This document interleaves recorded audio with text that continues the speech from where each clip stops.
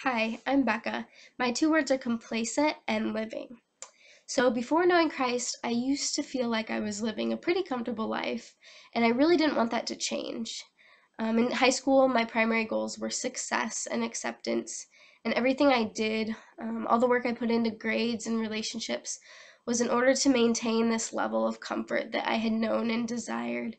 And in high school, that was enough to get me by. I kind of just went through the motions every day, doing what I needed to do to get good grades, going to church on Sundays, building relationships with people that I expected to last the rest of my life.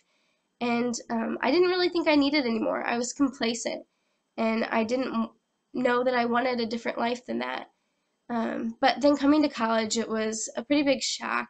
U of I is 10 times the size of my entire town, so needless to say, I was no longer comfortable.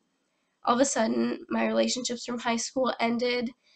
Getting good grades wasn't quite so easy, and I was surrounded by people that were completely unfamiliar to me. I didn't feel complacent anymore, but I felt stuck. Stuck because I didn't know how I was going to last 4 years in a place that I felt uncomfortable and a place that I felt so much pressure to do things and be someone that I wasn't. And so, the end of freshman year, I kind of started to realize that something in my life needed to change. And so, I thought about joining a Bible study or a church group on campus, mostly in order to meet new people. I wasn't particularly religious, but I had always grown up going to church, and so I knew I wanted that to continue.